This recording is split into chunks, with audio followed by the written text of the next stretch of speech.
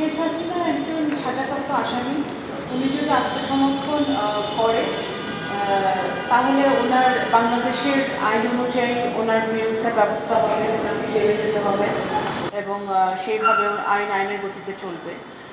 তো যে আসামি যদি আত্মসমর্পণ না করে যে উনি বিদেশে বসে বক্তব্য দিচ্ছে, এগুলো তো আমি মনে করি রাজনৈতিকভাবে ওনার আওয়ামী লীগের যারা নেতাকর্মীরা পালিয়ে আছে, লুকিয়ে আছে, তাদেরকে জাগ্রত করার জন্য, উজ্জীবিত করার জন্য বলছে। এছাড়া তো কোনো কারণ আমি দেখছি না।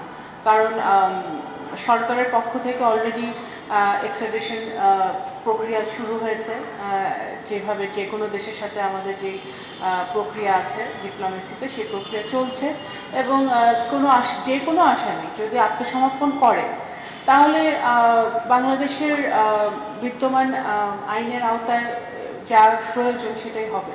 আমাদের চাইলে আমাদের যে হাইকমিশন আছে দিল্লিতে, সেখানে যে তিনি আত্মসমর্পণ করতে পারে, ডিপ্লোমেটিক ওয়েতে কোনো প্রক্রিয়া আছে যে তিনি হাইকমিশনে গেলে আত্মসমর্পণ করলো, তারপর তাকে জেলে যেতে হলো বা সেখানকার লোকাল থানায় যাওয়া, মানে এরকম প্রক্রিয়াটা আসলে। উনি কি ভারতের নাগরিক? তাহলে ওনার ওইখানে থানায় কি করবে না করবে তো ওনার ব্যাপার, সেটা আমাদের ব্যাপার না। এখন একজন আসামি সে কোথায় আত্মসমর্পণ করবে, কিভাবে করবে, সেটা একেবারেই ওনার ব্যাপার এবং সেটা আমাদের কোনো সরকারের কোনো এখানে সাবজেক্ট না। এবং সে বিদেশে বাংলাদেশের কোনো মিশনে আত্মসমর্পণ করুক বা বাংলাদেশে এসে আত্মসমর্পণ করুক, প্রক্রিয়া একই। ওনাকে জেলে যেতে হবে, ওনার যে সাজা সে সাজা ফেস করতে হবে। এই বক্তব্যের পরে আমরা কি আমাদের নতুন করে কোনো শুরু করলাম কিনা, প্রক্রিয়া শুরু করলাম কিনা নতুন করে, যেহেতু সে রয়টার্সের সাথে একটা মানে এর আগে যতবারই বক্তব্য দিয়েছেন তার ফেসবুক পেজে। আমি কিন্তু আগেও বলেছি,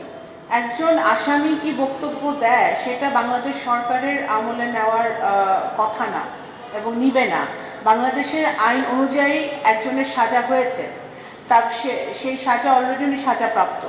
তো আমাদের যে প্রক্রিয়া, সেই প্রক্রিয়া আগের থেকেই চলমান আছে। এটা নতুন করে আর নতুন প্রক্রিয়া চলার কোনো অবস্থা নাই। আমি একটা প্রশ্ন করতে চাই, সেটা হচ্ছে গত ইন্টারিম গভর্নমেন্টের সময় এই যে রাজনৈতিক বক্তব্য উনি দিচ্ছেন দিল্লি থেকে, এটা নিয়ে কিন্তু সরকার এক ধরনের প্রতিবাদ জানানো হয়েছিল এবং বলা হয়েছিল যে এটা দ্বিপাক্ষিক সম্পর্কের জন্য ক্ষতিকর, যে আমাদের একজন নাগরিক ওখানে সরকার বিরোধী যদি কোনো বক্তব্য রাখে। আপনারা কি এটা আবারও ভারতকে বলবেন কিনা যে এই ধরনের তৎপরতা যদি চালায় সেটা আমাদের বাইলেটারাল টাইজের জন্য ইফেক্টিভ, এটা ইম্প্যাক্ট করবে বা কোনো এর আগে গভর্নমেন্ট কিন্তু কয়েকবার বলেছিল যে এটা ঠিক না। এটা সব কিছু তো স্টেটমেন্ট দিয়ে, ঘোষণা দিয়ে, আপনাদেরকে বিবৃতি দিয়ে বলার কিছু নাই। এটা ভারতের সাথে আমাদের যে চলমান কথাবার্তা হয়, ডায়ালগ হয়, আমাদের এক্সচেঞ্জ হয়, তখন সবসময় এই সাবজেক্ট থাকে আলোচনায়। আর আমি তো আগেই বলেছি যে একজন আসামি যদি দেশের বাইরে থাকে, তার সে আত্মসমর্পণ করুক বা না করুক, তার জন্য বিচার একই হবে। এবং আমাদের যে প্রক্রিয়া সরকার থেকে চলছে, পররাষ্ট্র এবং স্বরাষ্ট্র মন্ত্রণালয় সহ যে প্রক্রিয়া চলছে, সেই প্রক্রিয়া ইতিমধ্যে চলমান আছে।